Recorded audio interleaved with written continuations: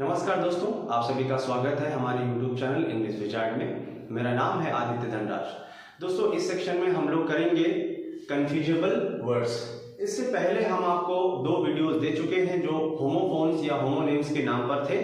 आज हमारा ये तीसरा सेक्शन है, इसको हम कन्फ्यूजेबल वर्ड्स नाम दे रहे हैं क्योंकि इसमें जो वर्ड दिए गए हैं वो अपने आप में बहुत ही ज्यादा कंफ्यूजिंग होते हैं, लेकिन एग्जाम के पॉइंट ऑफ व्यू से बहुत ही बेहतरीन शब्द होने वाले हैं। तो हम लोग स्टार्ट करते हैं।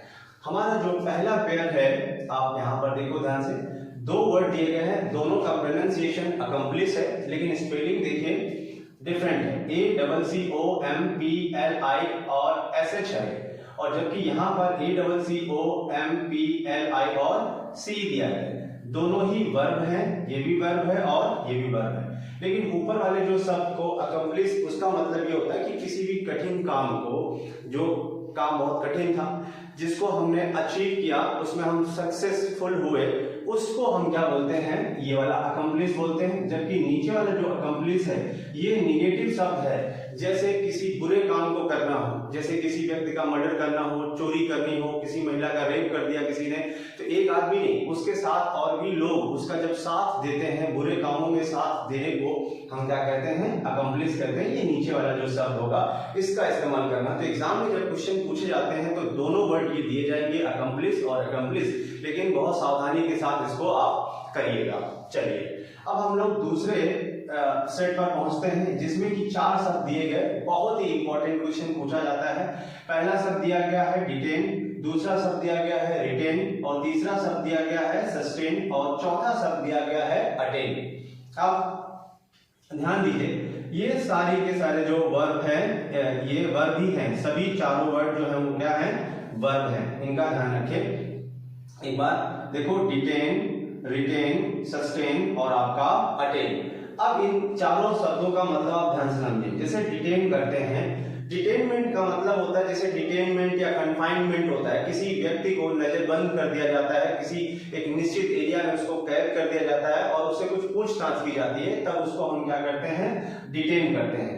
जबकि दूसरा जो शब्द दिया गया है रिटेन, रिटेन को हम बोलते हैं बरकरार रखना, किसी भी चीज को बनाए रखना, उसी स्थिति में बनाए रखना। लेकिन अब उसी तरीके का एक और शब्द मिलेगा आपको, सस्टेन। सस्टेन का भी मतलब जब आप देखोगे, इसका भी मतलब वही होता है, किसी भी चीज को बनाए रखना या बरकरार रखना, लेकिन ये हेल्थ के सेंस में है। और इसमें एक इंपॉर्टेंट चीज ये है कि जो चीज आपके पास है उसको बनाए रखना और उसे कम ना होने देना, उस चीज को क्या कहते हैं, सस्टेन कहते हैं। समझ पाए? और जबकि री का मतलब होता है दोबारा, किसी भी चीज को दोबारा प्राप्त कर लेना जो है रिटेन कहलाता है। सही मायने में देखो, अगर सब देखोगे, अटेन, अटेन का मतलब होता है प्राप्त करना। तो जैसे अटेन माने प्राप्त करना होता है, आपने कुछ चीज प्राप्त की, लेकिन मान लीजिए आपसे वो कोई चीज जो है प्राप्त की वो छूट गई, आपने खो दी उसको, तो दोबारा उसको हमने क्या कर लिया, रिटेन कर लिया। लेकिन सस्टेन का मतलब होता है किसी भी चीज को बनाए रखना और उससे कम ना होने देना। और जबकि डिटेन तो हमने बता ही दिया, किसी व्यक्ति को किसी पर्टिकुलर एरिया में बंद कर देना, नजरबंद कर देना, ताकि वो लोगों से ना मिल पाए, इसके सेंस में हम इसका इस्तेमाल करते हैं। तो दो हम लोग ने कंप्लीट किए। हमारा जो तीसरा जो सेक्शन है वो, उसमें दो शब्द दिए गए हैं, एक इलिसिट, दोनों का प्रोनाउंसिएशन बराबर है, ELICIT और ILLICIT, दोनों ही वर्ब है और दोनों में फर्क है। ध्यान देने, सॉरी, पहला वाला जो है वो वर्ब है और जो दूसरा इलिसिट है वो एडजेक्टिव है ना। तो ये जो इलिसिट है, इलिसिट ऊपर वाला जो ई से स्टार्ट कर रहे हैं, उस इलिसिट का मतलब होता है किसी व्यक्ति से कोई खबर है ना, उगलवाना या निकलवाना।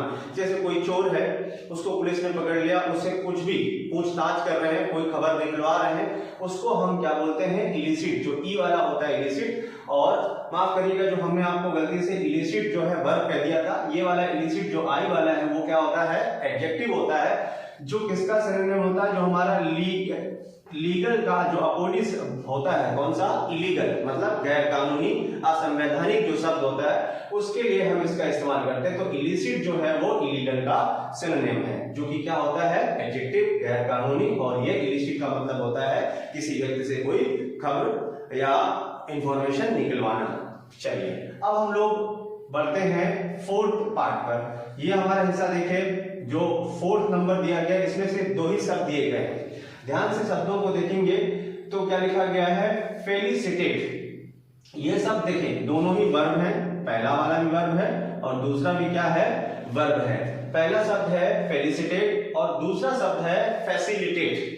बहुत ही इंपॉर्टेंट क्वेश्चन हमारे एग्जाम में आते हैं। आप एग्जाम चाहे कोई भी दीजिए, बैंकिंग के एग्जाम्स दो, एसएससी के एग्जाम्स दो, एयरफोर्स, एनडीएस, टीडीएस, किसी भी तरह के एग्जाम्स हो। देखो एक इंपॉर्टेंट चीज ये है कि इंग्लिश में कई बार लोग ये सोचते हैं कि सर कोर्स है, बिल्कुल सही है, कोर्स होता है, लेकिन कुछ बेसिक चीजें जैसे कि ये कंफ्यूजेबल वर्ड्स हमारे एग्जाम में बहुत पूछे जाते हैं। तो हम देखते हैं फेलिसिटेट का मतलब यहाँ पर देखिए, यहाँ सबसे बढ़िया चीज ये है कि देखो यहाँ पर क्या लिखा गया, फैसिलिटी, ये है फैसिलिटी वाला, इसको याद रखना, फैसिलिटी वाला। फैसिलिटी माने किसी भी चीज को सहज बनाना, सुगम बनाना होता है, वो होता है फैसिलिटेट। जबकि फेलिसिटेट का मतलब होता है जब आप कोई भी चीज अचीव कर लेते हैं, जैसे आपने कोई डिग्री कोर्स किया, डिग्री में देखिए आप यूनिवर्सिटी आते हैं, आपका अभिवादन या अभिनंदन किया जाता है, आपको बधाई दी जाती, स्टेज पर बुलाया जाता है, उस चीज को हम क्या कहते हैं, फेलिसिटेट किया जाता है। और जबकि फैसिलिटेट माने होता है किसी भी चीज को सुगम या सरल बनाना। ये फैसिलिटी वाले से आप इसको याद रख सकते हैं, बहुत ही इंपॉर्टेंट है।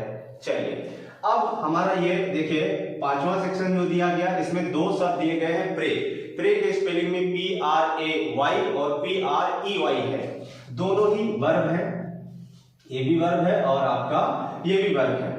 अब पहले वाले का जो प्रे है PRA, और जानते हैं प्रे का मतलब प्रार्थना करना होता है, प्रेयर वाला जो होता है, तो पहला जो शब्द है उसका मतलब होता है प्रार्थना करना, और जबकि दूसरा वर्ड है PREY जो है, ये प्रे का मतलब होता है शिकार करना, है ना। जैसे खासकर कोई जानवर जैसे है, या जानवर का शिकार करना, वैसे हंट वर्ड भी यूज करते हैं, पोच वर्ड भी यूज करते हैं और प्रे वर्ड भी यूज करते हैं। तो इसका मतलब क्या होता है, शिकार करना, जबकि इसका मतलब होता है प्रार्थना करना। उसके बाद में लास्ट हमारा जो सेक्शन है, इसमें दो शब्द दिए गए हैं, एक्सरसाइज और एक्सोरसाइज। बहुत ही इंपॉर्टेंट है, देखिए यहाँ अंतर है, यहाँ पर सिर्फ ई है और यहाँ पर क्या है, ओ है। ये एक्सरसाइज है और ये एक्सोरसाइज है, दोनों ही क्या है, वर्ब है, ये भी वर्ब है और ये भी वर्ब है। पहले एक्सरसाइज आप जानते हैं किसी भी चीज का इस्तेमाल करना, एक्सरसाइज करना, जैसे मेंटल एक्सरसाइज, फिजिकल एक्सरसाइज, या कोई कानून जो है उसको एक्सरसाइज कर दिया गया, तो वो ये चीज कहलाती है। जबकि दूसरा जो शब्द है एक्सोरसाइज, एक्सोरसाइज का मतलब एक्सोर्सिज्म से है, बुरी आत्माओं को कंट्रोल करना। जैसे जो तांत्रिक होता है, इसी वजह से देखो तांत्रिक को हम लोग एक्सोर्सिस्ट क्या कहते हैं, एक्सोर्सिस्ट कहते हैं,